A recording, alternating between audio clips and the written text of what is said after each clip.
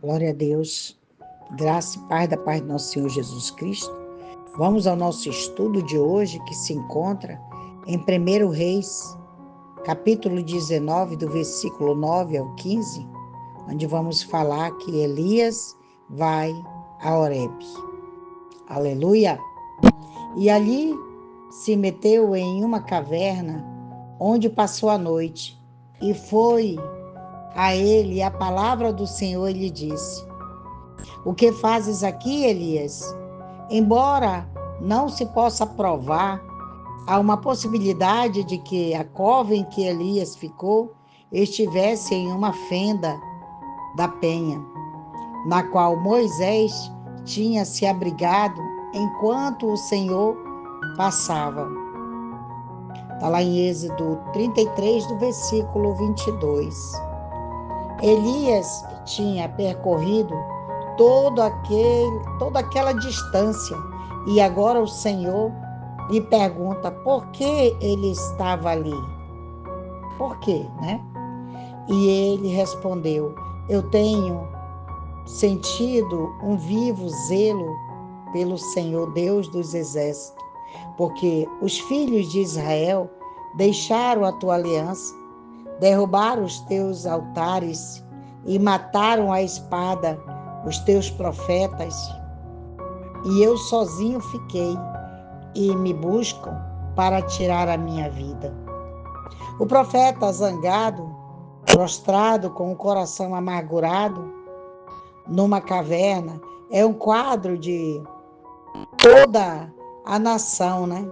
A carne nele estava tão odiosa quanto a carne neles. Elias é convidado a sair e encontrar-se com Deus. Como Israel rejeitou isso, Elias do mesmo jeito rejeitou. Assim tem que ser obrigado a sair.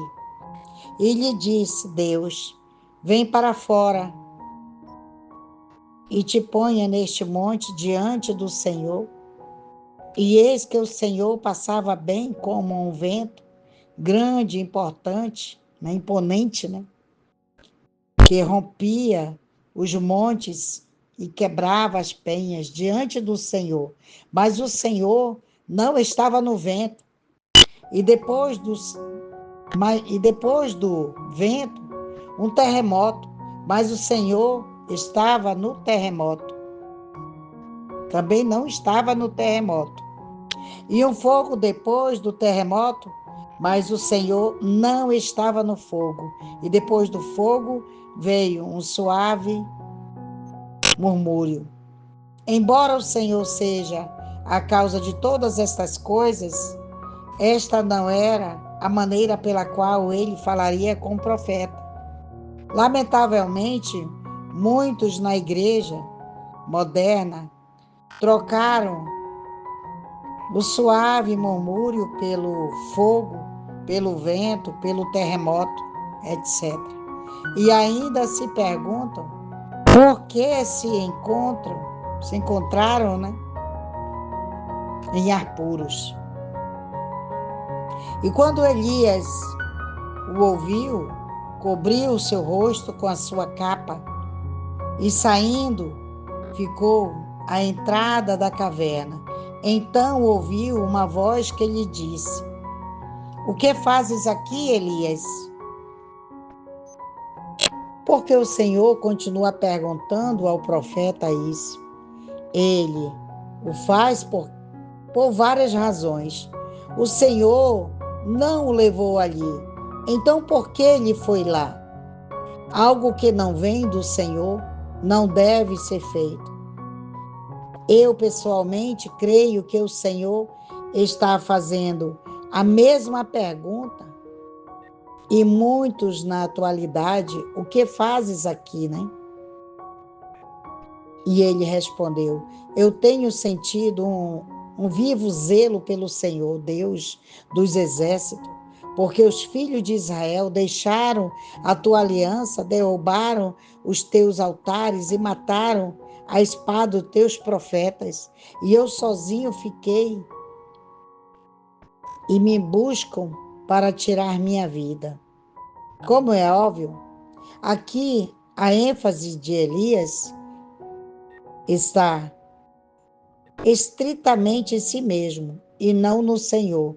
Quando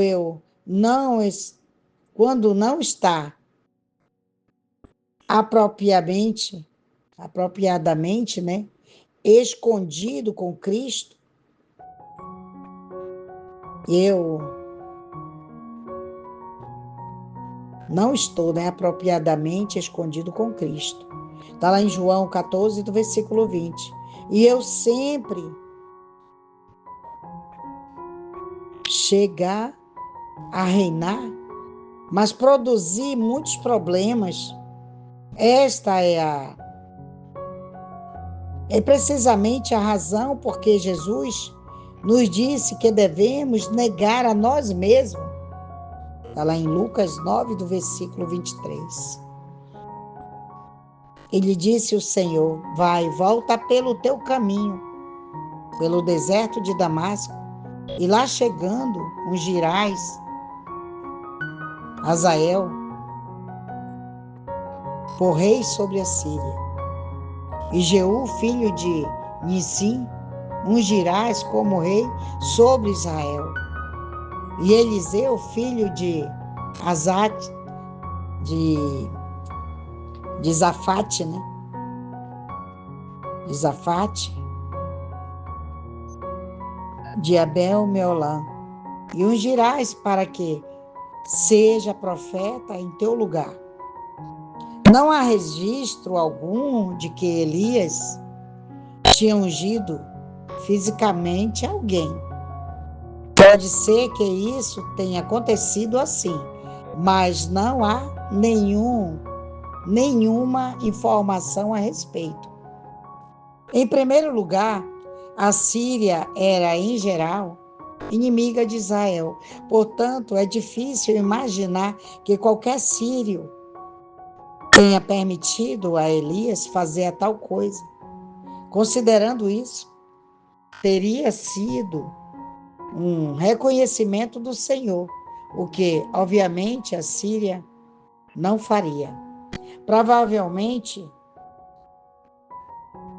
tudo isto era o Senhor dizendo a Elias o que vai acontecer no futuro próximo.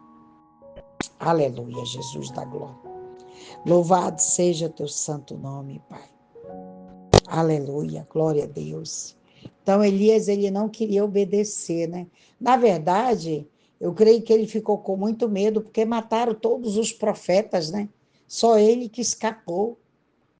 Mas o Senhor, ele não queria falar com ele ali dentro daquela caverna. Ele precisou sair para fora.